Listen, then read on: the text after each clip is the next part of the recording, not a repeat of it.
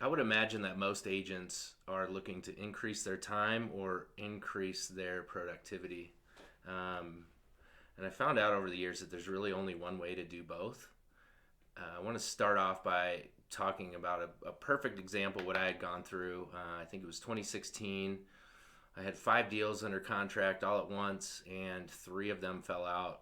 And I was working hard to try and get them back together, trying to salvage the other 2 so I'd have a paycheck. But what I forgot to do was prospect. I forgot to set time aside for certain activities, got bogged down in the minutia, and really just fell apart. And it took a long time to pull out of it, right? Like trying to prospect, follow up with people, call, try and show some houses, whatever it took. I was trying to get it done, and it took a while to recover. Ultimately, what I should have been doing was time blocking my day, time blocking my calendar, setting time aside for specific actions or activities throughout the day, whether it's prospecting new agents, following up with people you've shown houses to, following up on potential listings, spending time with your family, going to baseball games. All that stuff should be on a calendar. So that situation I learned dearly, kind of the hard way, but you live and you learn. Some of the things you can do to help you through that process, really to time block, is really just sit down and look at your calendar and figure out times of the day that you'd like to set aside for certain activities.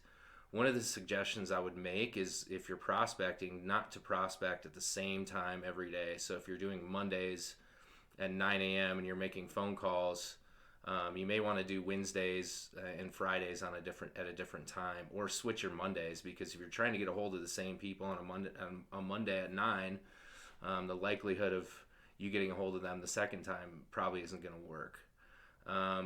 The personal side of this is also important as well. We've all run into situations where sitting at a baseball game or a basketball game, or out with a friend or out to dinner, and you get a call that someone wants to see a house.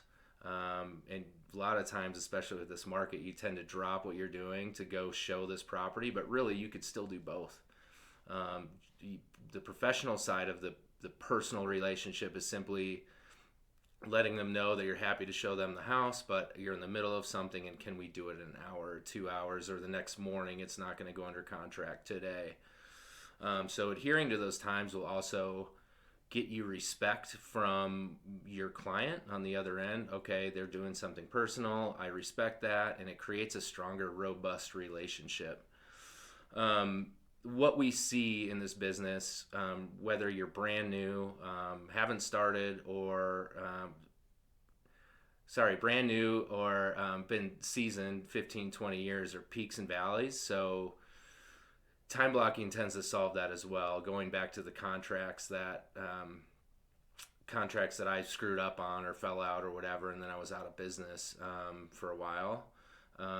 If you have a consistency in all of your actions, you essentially will avoid the peaks and the valleys, and you'll just go like this, right? So always prospecting, always hanging out with family, always doing those things. So hope that makes sense. Hope that was helpful for you, and feel free to reach out if you'd like some more detail. We can break it down even further.